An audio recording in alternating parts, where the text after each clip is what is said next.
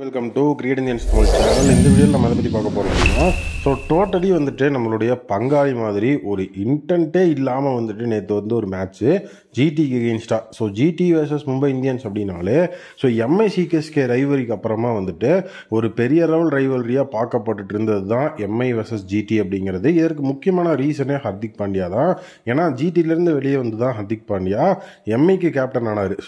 எல்லாரும் MI versus ஜிடியில் ஹர்திக்கோட பெர்ஃபார்மன்ஸ் அண்ட் ஹர்திக் வர்சஸ் ஜிடின்னு தான் இப்போ வரைக்குமே அதை பார்த்துட்டு இருக்காங்க.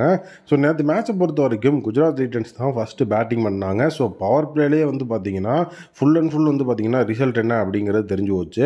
ஏன்னா டோட்டலி சாய் சுதர்ஷன் அண்ட் சுப்மன் கில் ரெண்டு பேருமே பார்த்தீங்கன்னா அருமையான ஒரு ஸ்டார்ட் அப்படிங்கிறத பவர் பிளே கொடுத்தாங்க. பவர் பிளே முடியும் போது 6 ஓவருக்கு 66 ரன் அப்படிங்கிறத வேறு லெவலில் ஸ்கோர் பண்ணியிருந்தாங்க. ரெண்டு பேருமே 18 பாலுக்கு 32 ரன் அப்படிங்கிறத சூப்பராக அடிச்சு வச்சுருந்தாங்க.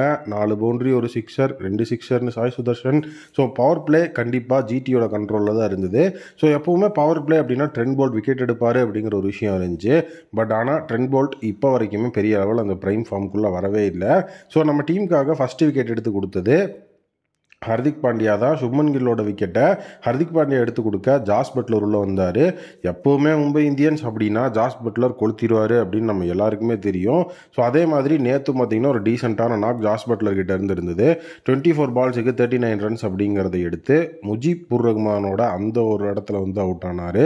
அடுத்து ஷாருக் கான் பெரிய லெவலில் நினைக்கல. ஹர்திக் பாண்டியா ஓவரில் காலியாக ஷெர்ஃபேன் ரூதர்ஃபோர்ட் 2 இமாலய சிக்ஸர் அடிச்சுட்டு தீபக் ஜகட் அவுட் ஆக. கண்டிப்பாக தேவைப்படுற சுச்சுவேஷன் அப்படின்னு இருந்தப்போ ராகுல் திவேத்தியா அந்த இடத்துல நான் ஸ்ட்ரைக்கர் எண்டில் ரன் அவுட் ஆயிடுவார். அதுக்கப்புறம் நம்மளுடைய சாய் சுதர்ஷன் டெத் ஓவர்ஸில் ரன் அடிப்பார்னு எதிர்பார்க்கப்பட்டு இருந்தது. அவரும் அவுட் ஆகிட்டார். 41 பாலுக்கு 63. ஏன்னா பவர் பிளேக்கு அப்புறம் அவருக்கு பெருசாக ஸ்ட்ரைக் அப்படிங்கிற ஒரு விஷயம் கிடைக்கவே இல்லை அப்படிங்கிறது தான் உண்மை. ரஷித் கான் ஒரு சிக்ஸர், ரபாடா ஒரு சிக்ஸர்னு 196 ரன்ஸ் அடித்தாங்க. எம்ஐயோட பவுலிங்கை பொறுத்த வரைக்கும் ஹர்திக் பாண்டியா மட்டும் 2 விக்கெட்ஸ். மற்ற எல்லா பவுலர்ஸுமே பார்த்தீங்க அப்படின்னா போல்ட்டு, சகரு, முஜீப், அதுக்கப்புறம் சத்யநாராயண ராஜு ஈச் ஒரு விக்கெட் எடுத்துருந்தாங்க. 197 ரன்ஸ் அடிச்சா வின் அப்படிங்கிற ஒரு சுச்சுவேஷன். கண்டிப்பாக இங்கே பார்த்தீங்கன்னா இது ஒரு பேட்டிங் பேரடைஸ் அப்படின்னு தான் சொல்லப்பட்டுச்சு. ஃபஸ்ட் இன்னிங்ஸ்லேயே பால் நல்லா பேட்டுக்கு வந்தது. கண்டிப்பாக 197 ஒரு அச்சீவபிள் டோட்டல் அப்படிங்கிறது நமக்கு தெரியும். ஏன்னா 180 அப்படிங்கிறது பார்த்தீங்கன்னா ஒரு பார் ஸ்கோர் அப்படிங்கிற மாதிரி சொல்லியிருந்தாங்க. 180 பார் ஸ்கோர் அப்படின்னா ரோஹித், சூரியகுமார் யாதவ், ராபின் மின்ஸ், ஹர்திக் பாண்டியா இவங்கெல்லாம் இருக்கும்போது 197 அடிச்சலாம் நினச்சோம். பட் அந்த இடத்துல நடந்த ட்விஸ்டே என்னென்னா ஓப்பனர்ஸ் 2 பேர்த்தையும் சிராஜ் போல்டு மூலியமாக வெளியேற்றினார். ஒரு அருமையான டெலிவரி கொடுத்தாரு.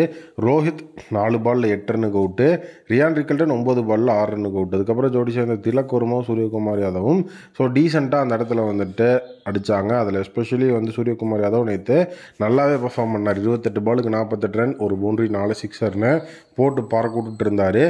அதுக்கப்புறம் பார்த்தீங்க அப்படின்னா வர்றவங்கலாம் 2 விக்கெட் தான் எடுப்போம் அப்படிங்கிற மாதிரி ஃபஸ்ட்டு ஓப்பனர்ஸ் 2 பேர்த்தையும் சிராஜ் எடுத்த மாதிரி மிடில் ஆர்டர் பேட்ஸ்மேன்ஸ் 2 பேர்த்தையும் நம்மளுடைய பிரசித் கிருஷ்ணா அந்த இடத்துல விக்கெட் எடுத்தார். திலக் வர்மா ஒரு சின்ன ஸ்ட்ரகிளில் தான் ஆடிட்டு இருந்தார். 36 பாலுக்கு 39 அப்படின்னு சொல்லி.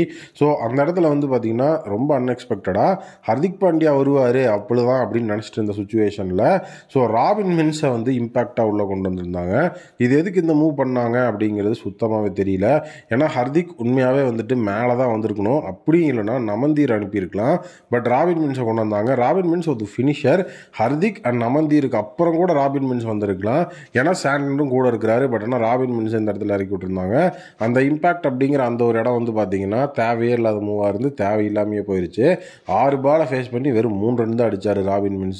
சாய் கிஷோரோட ஓவரில் அவுட் ஆனார். அதுக்கடுத்து களமிறங்கினா ஹர்திக் பாண்டியாவாலையும் பெரிய லெவல் ஒன்றுமே பண்ண முடியல. 17 பாலை ஃபேஸ் பண்ணி வெறும் 11 ரன் தான் அடித்தார் ஒரே ஒரு பவுண்டரியோட. சிராஜ்மோட அந்த ஒரு பிரில்லியன்ட் எஃபர்ட்டோட அந்த ஒரு கேட்ச் மூலியமாக அவுட் ஆயிடுவார் ரபாடா ஓவரில். நமந்தீரும் ஷாண்ட்னரும் ஜோடி சேர்ந்து கடைசியாக ஒரு சின்ன போராட்டம் போட்டாங்க.